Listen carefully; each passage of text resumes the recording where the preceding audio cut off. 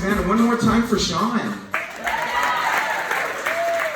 this is a really good-looking crowd. I was checking you out before. That's right. Unlike Sean with his small forehead, I have a large 5 head. I've always been told, it's no fun either, I've always been told I look like Harvey Fierstein.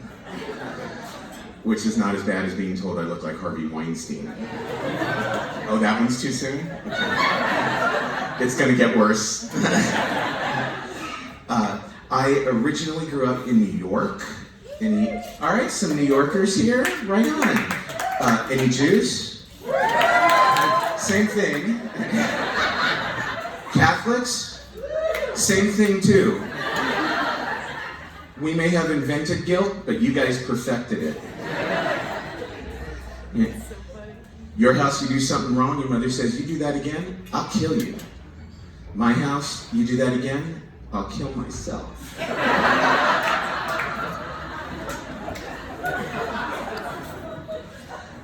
Grew up in a traditional Jewish household in upstate New York. Used to say there was nothing I could do that would shock my parents. I was the youngest of 5 children, 3 older brothers and an older sister, and my parents went through it long before I was born. So I figured, I got this easy. My oldest brother married a Jewish woman, but they got a divorce. My next brother married a Chinese woman who's Buddhist. My next brother, too many brothers. My next brother married a Catholic woman so anti-Semitic she made him change his last name because Horowitz sounded too Jewish. My sister lived on and off with a Mexican Catholic for 17 years without ever getting married. Got married, the marriage lasted for 2.5 months. So I figured there is nothing I could do. I found it. I will tell you, my parents should have known they had a little queer boy from the time I was about this tall. They took me to see my first Broadway show when I was 5 years old, and I sat there weeping. Because it was so beautiful. I didn't want to see Dorothy and the Wizard of Oz. I wanted to be Dorothy and the Wizard of Oz. All I wanted for my birthday was an Easy Bake Oven, which my parents bought me. Right on, Mom and Dad at that time. Yeah. My mom drew the line at Salon Perfect Barbie, though. You know the one I'm talking about, the one with the big head. So I bought her for myself. And I kept her in the closet for 7 years. I will tell you, I did everything to that doll. Oh, come on. Her hair, her nails, her makeup. They used to buy me trucks. You know how they buy little boys trucks because that's what we're supposed to play with? And you know how little boys play with trucks, right? I played relationships games with my trucks. This is the mommy truck. This is the daddy truck. This is the other daddy truck. This is the leather daddy truck. Gives a whole new meaning to the term tailgating.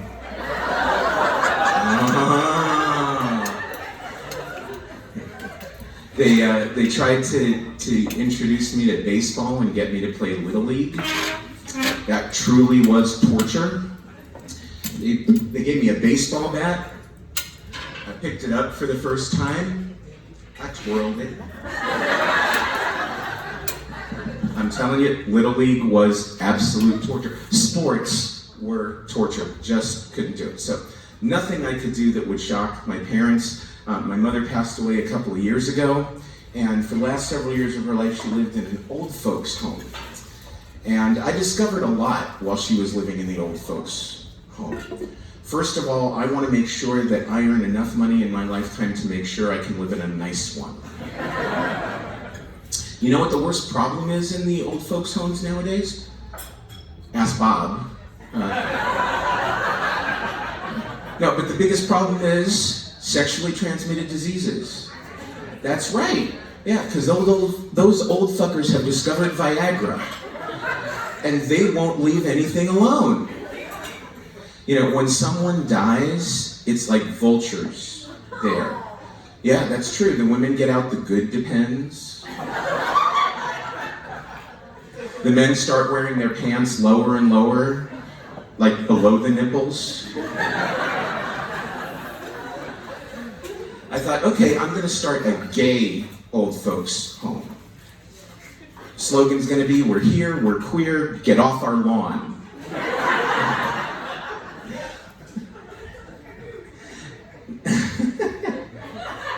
I like that one, thanks. Oh, goodness. What a nice crowd, thank you so much. Thanks for being out on a Wednesday night here in Scottsdale. Yeah, that's absolutely great. So, I am married. And I'm a long-term proponent of gay marriage, which is now legal in Arizona, in the United States, throughout the world. Yeah, right, that's right, absolutely. I've been fighting for gay marriage for years, not because I'm a gay man who wanted to get married, although that was true, but because for a living, I am a divorce lawyer.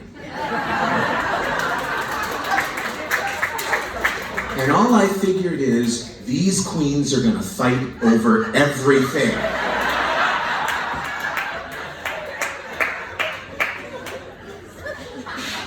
Same-sex marriage is the mother lode.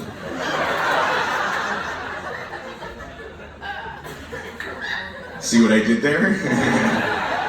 But you know, it's not the men who have been the worst. It's the women. Yeah, because the only thing worse than a woman scorned is two. This is particularly true if they get on the same cycle. That gives whole new meaning to the red zone. Oh, that one was too much for you? So I said there's nothing left that would shock my parents. My first boyfriend was a priest. Oh, stop, I was an adult. That was too soon? It was a very interesting conversation. Mom, Dad, this is Father Robert.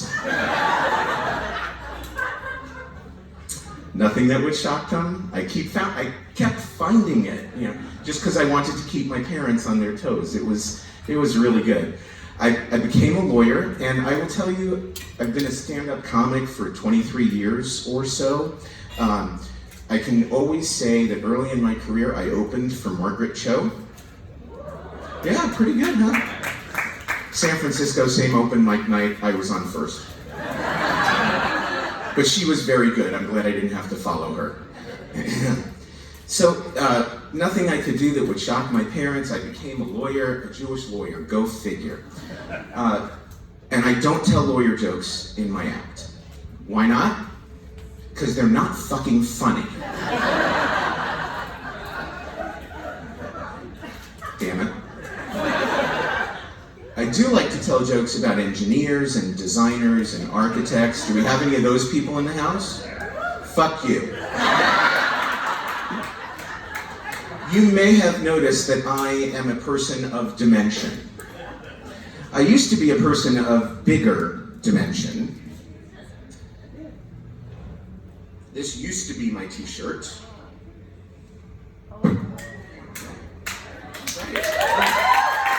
There's some people in the house that know me. If you know me, you know I've lost about 125 pounds.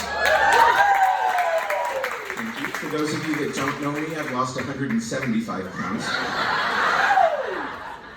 And I tried it for years, but damn these, when you're a big person, a man of dimension, they don't make things for your size. I used to go on vacation and go on cruise ships. Anybody like to cruise? Oh. They shouldn't call it the Love Boat, they should call it the food barge. Because all they do 24/7 is feed you, and then they put you in a cabin the size of this table. Well, one of the things, if you've ever been on a cruise, the shower in a standard cabin is a fucking tube. Now, the shower on a cruise ship is 14 inches wide. David was 24 inches wide.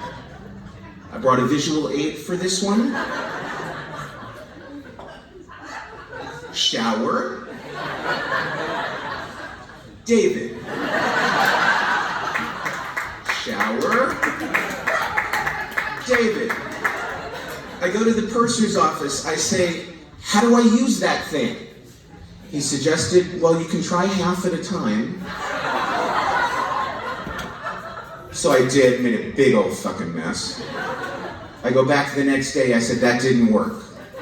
He said, well, okay, turn on the water, take soap, put it on the sides of the shower, squeeze yourself in and turn around. I tried that too. Didn't tell me about the fucking handicap bar. Tried to lose weight for a long time. Tried skiing. It's ski season now. We have any skiers in the house? Fuck you. I've been skiing twice in my life, and the last time I went skiing was the last time. I went when I was in 4th grade, and I went again when I was a senior in college, because it took me that long to forget how terrible it was when I went in 4th grade. I went up to the White Mountains, and I did a 1-day guarantee learn to ski or your money back.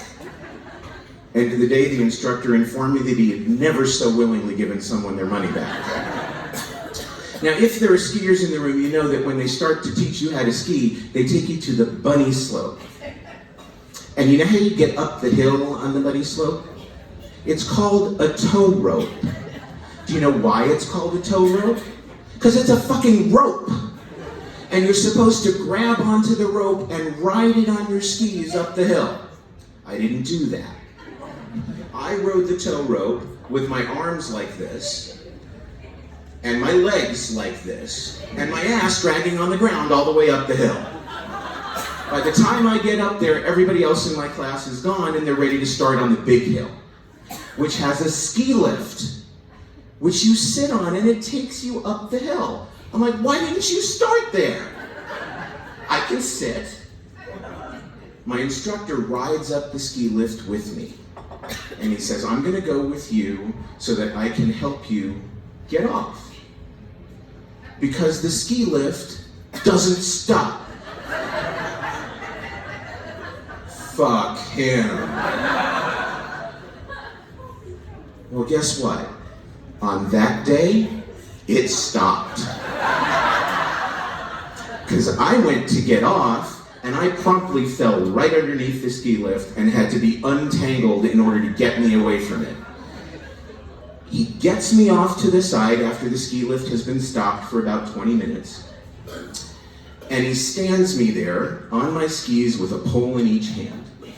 And he said, stay here, don't move, I'm gonna help everybody else, I'll be back. And meanwhile, these little bastard kids are going by me, fuck you!